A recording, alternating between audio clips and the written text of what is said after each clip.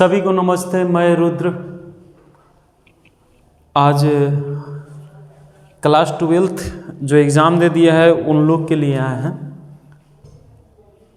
जो भी बच्चा क्लास 12th का एग्ज़ाम दे दिया है, हमारे भी स्टूडेंट कुछ दिए हैं, तो उन लोग से कहना है कि देखो बाबू,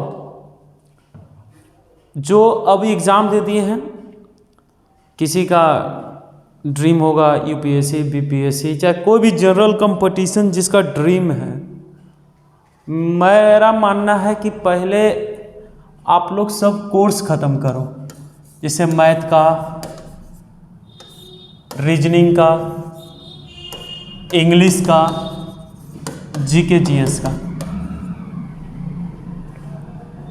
पहला क्या करो, 1 से 1.5 साल के अंदर ये तीनों चारों कोर्स ख़त्म करो। ये हर एग्ज़ाम में आता है, math, reasoning, English, GK GS. इससे क्या होगा कि आप लोग का बेसिक क्लियर हो जाएगा। उसके बाद फिर क्या कीजिएगा, उसके बाद जिसको बड़ा तैयारी करना है, जैसे यूपीएससी करना है, बीपीएससी करना है, उसमें हाथ लगाते रहिएगा। तो आपको सबसे ज़्यादा ज़रूरी है चारों विषय का कोर्स ख़त्म करना। आप ऑनलाइन भी कर लो, चाहे ऑफलाइन, जो आपको सुविधा बुझाए वो कर लीजिए, ठीक है। लेकिन सबसे जितना मेहनत आप 12th में किए हैं, उससे 10 गुना ज़्यादा आपको कंपटीशन में करना पड़ेगा, क्योंकि 12th तो बाबू एक छोटा सा एग्ज़ाम है। इससे क्या होगा, मान लिया जाए आप 90%, 80% ले हैं, कोई फ़ायदा है जनरल कंपटीशन में? ऐसा नहीं कर रहे हैं कि आता है तो बहुत अच्छा है, बट जनरल कंपटीशन में आपको बाबू कम से कम करोड़ों लोगों से फाइट करके आपको जॉब लेना है। तो इसीलिए जितना मेहनत आप 12th में किए होंगे, उससे ज़्यादा मेहनत आप कंपटीशन में कीजिए, ओके। तो आज आप लोग को हम पढ़ाने के लिए आए हैं इंग्लिश। थोड़ा इंग्लिश पढ़ा लेते हैं आपको। इंग्लिश में पार्ट्स ऑफ स्पीच पढ़े होंगे, उसमें नाउन होता है, प्रोनाउन होता है, verb, adverb, preposition, conjunction, interjection. तो उसमें प्रोनाउन लेके आ जाए हैं, कैसे प्रोनाउन पढ़ाया जाता है। देखो, प्रोनाउन कहते हैं किसको, प्रोनाउन कहते हैं किसको, तो उसके लिए थोड़ा सा आपको नाउन जानना पड़ेगा। ये नाउन किसको कहते हैं? दुनिया में जिसका भी नाम है, जैसे बबलू, सोनू, गोलू, मोनू, सोनी, मोनी, ये सब नाम है ना, चाहे बोर्ड, पंखा, बल्ब, ये सब नाम है। तो दुनिया में जिसका जिसका नाम है दोस्त, वही नाउन है। तो सर आप प्रोनाउन बोल के नाउन पढ़ा रहे हैं, तो प्रोनाउन किसे कहते हैं? जो नाउन के बदले में जो शब्द यूज होता है ना, उसी को प्रोनाउन कहते हैं। जैसे बउआ हम बोले कि रुद्र सर बाजार जाते हैं, रुद्र सर होटल में खाना खाते हैं, रुद्र सर साइकिल से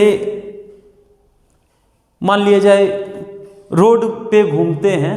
ये बार बार रुद्र सर बोलना सही नहीं लगता है, सुनने में भी अभद्र लगता है। तो हम उसको कैसे बोल सकते हैं? रुद्र सर बाजार जाते हैं, वह होटल में खाते हैं, और वह साइकिल से मार्केट में घूमते हैं। तो इसका मतलब क्या हुआ कि रुद्र सर का जो मतलब रुद्र सर के बदले जो शब्द यूज कर रहे हैं वही प्रोनाउन है दोस्त। प्रोनाउन समझ में आया? संज्ञा के बदले में जो शब्द यूज करते हैं वही प्रोनाउन है। कोई दिक्कत? नाउन के बदले में जो शब्द प्रयोग होता है वही प्रोनाउन कहलाता है। जैसे बताए थे कि नाउन के 5 प्रकार होते हैं, वैसे ही इसका 10 प्रकार होता है। कौन कौन है इसको थोड़ा जल्दी जल्दी देखेंगे, क्योंकि समय बहुत कीमती है सभी के लिए। देखो बाबू, पहला है पर्सनल प्रोनाउन, दूसरा है रिफ्लेक्सिव प्रोनाउन, तीसरा है एम्पैथिक प्रोनाउन, चौथा है रेसिप्रोकल प्रोनाउन, पांचवा है डेमोन्स्ट्रेटिव प्रोनाउन, छठा है इंडेफिनिट प्रोनाउन, सातवां है इंट्रोगेटिव प्रोनाउन, एक मिनट, आठवां है डिस्ट्रीब्यूटिव प्रोनाउन, नौवां है रिलेटिव प्रोनाउन, 10वां है एक्सक्लेमेटरी प्रोनाउन। तो सर इतना स्पीड में बताइएगा तो याद होगा?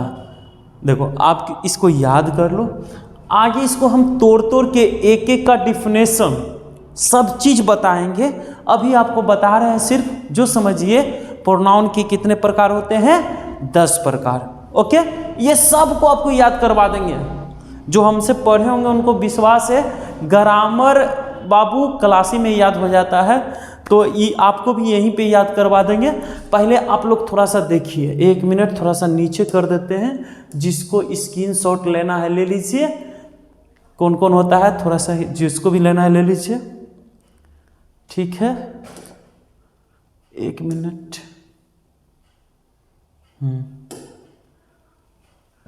जल्दी।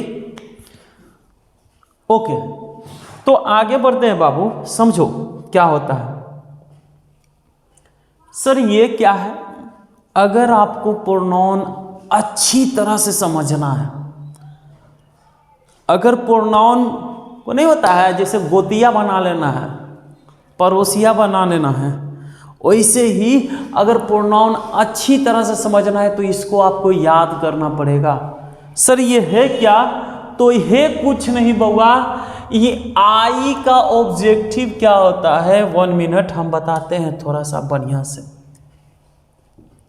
इधर वाला जितना है ना, ये सब जितना है ना प्रोनाउन है। अब कैसे प्रोनाउन है जी, देखो यहाँ पे हम बोले, सुनो इधर बता रहे थे ना प्रोनाउन का प्रयोग कैसे। हम बोले कि रुद्र सर खाना खाया है। अब रुद्र सर तो हम ही है, तो हम ऐसे भी बोल सकते हैं मैंने खाना खाया है, मैंने खाना खाया हूँ। अरे भाई मैं खाना खाया हूँ, ठीक। तो बउआ मैं यूज हुआ ना रुद्र सर के बदले में, तो वो क्या हो गया, प्रोनाउन। तो सर ये ऑब्जेक्टिव केस में क्या होता है? सर ऑब्जेक्टिव केस क्या होता है ये सब बताएंगे।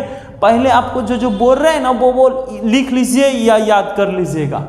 आई का क्या होता है, मी। वी का क्या होगा, अस। यू का क्या होता है, यू।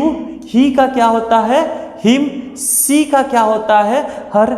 हम आपको ये भी बताएंगे कि ये कहाँ कहाँ यूज होता है। एक एक चीज़ जब तक नहीं समझ में आएगा जब तक बताएंगे, ठीक। एक बार आप देख लीजिए सिर्फ, क्योंकि इसका यूज आगे बहुत आएगा।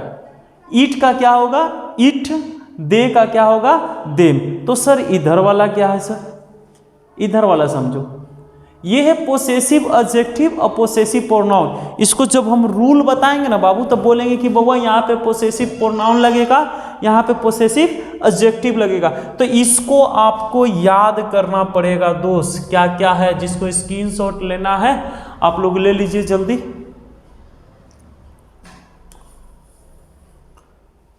जल्दी अब ध्यान से सुनो, समझ में आया?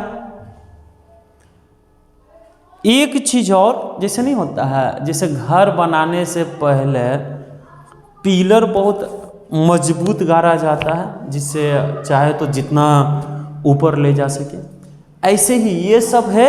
अभी आपको इसको याद करना पड़ेगा बाबू कि आई सिंगुलर होता है। 1 मिनट। आई क्या होता है, सिंगुलर होता है, उसका प्लूरल क्या होता है, बी। माई होता है सिंगुलर, आवर क्या होता है उसका प्लूरल। वैसे सिंगुलर में क्या होता है, माइन, तो प्लूरल में क्या हो जाएगा, hours. Me, us, you, you, your, your, yours, yours. ऐसे ही सी, इट का प्लूरल क्या होता है, दे। हिज और हर का प्लूरल क्या होता है, देयर। हर्स और इट्स का प्लूरल होता है देयर्स। हिम, हर और इट का प्लूरल होता है देम। देखो रे बाबू कह रहा होगा कि सर क्या चीज बोल रहे हैं। जो जो आपको बोल रहे हैं ना, मेरा बात मानो, एक बार इसको खाली याद कर लो, आपका प्रोनाउन सीजीएल लेवल तक का क्वेश्चन नहीं छूटेगा। आपको फिर से बोल रहे हैं, बैंकिंग हो, एसएससी हो इससे क्वेश्चन नहीं छूटेगा। आपको जो जो बोल रहे हैं सिर्फ थोड़ा सा आप देख लीजिएगा, क्योंकि जब हम रूल वगैरह बताएंगे ना तो हम बोल देंगे बउआ इसका मी का प्लुरल लगेगा इसमें, चाहे बोल देंगे बताओ रे बुआ यहाँ पे प्लुरल होगा, तो प्लुरल आप जानिएगा तब ना, आपको जानना ही पड़ेगा। और इंग्लिश का प्रयोग इतना है छोटू, तुमको क्या बताएं, सुनो ध्यान से। जिसको जिसको विदेश घूमने का शौक है, जिसको जिसको विदेश घूमने का शौक है बुआ, एसएससी के एग्ज़ाम में अगर अच्छा एसएससी का सीजीएल एग्ज़ाम होता है, सीजीएल एग्ज़ाम में अगर आप अच्छा से अच्छा रैंक लाते हैं तो आपको मिलेगा एमईए, आपको विदेश में जॉब करने का मौका मिलेगा दोस्तों। ठीक है, इंग्लिश से देखो, हिंदी हमारी मातृभाषा है, कोई दिक्कत नहीं है बापू, लेकिन अगर इंग्लिश आता है तो और अच्छी बात है, क्योंकि विश्व से अगर कनेक्ट होना है ना, इंटरनेशनल अगर कनेक्ट होना है तो आपको इंग्लिश आना बहुत ज़रूरी है। हम भी पहले नहीं आता था इंग्लिश, तो हम भी कहते कोई दो अंग्रेजी बोल दिया ना तो उसको लूट लेते थे, ए अंग्रेज बन रहा है। लेकिन बहुत धीरे धीरे जब पढ़े तब पता चला कि इंग्लिश का यूज कितना है। अब बैंकिंग हो, एसएससी हो, इसमें बिना इंग्लिश के, जैसे एमटीएस का फॉर्म आया, बिना इंग्लिश के थोड़ी जॉब होगा। तो इंग्लिश उतना ही ज़रूरी है जितना मैथ, रीजनिंग और जीके जीएस।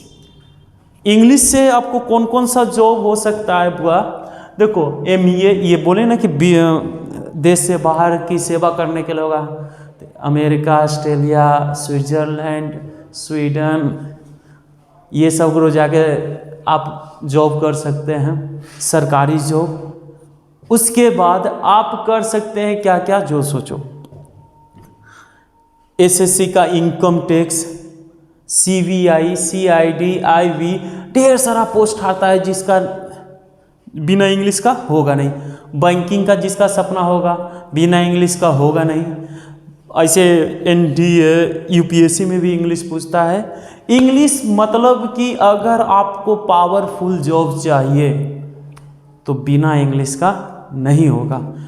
तो जितना ध्यान आप अगर मैथ पे कर रहे हैं उतना इंग्लिश पे कीजिए। इंग्लिश इजी है, दिमाग में बसा लीजिए कि इंग्लिश सबसे हल्का है। इसका जब रूल बताएंगे ना तो ये बहुत हल्का हो जाएगा। हम आपको आज बस यही बताए हैं कि देखो इसको थोड़ा सा देख लो, याद कर लो। जब रूल वगैरह इसका प्रोनाउन का शुरू होगा ना, जैसे अभी फर्स्ट पर्सन, यहाँ पे देखो अभी पर्सनल प्रोनाउन जब शुरू होगा, जब पर्सनल प्रोनाउन शुरू होगा बहुत अच्छा से समझ में आएगा।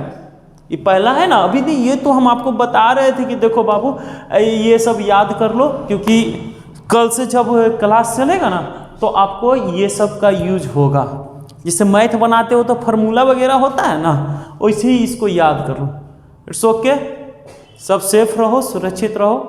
जय हिंद।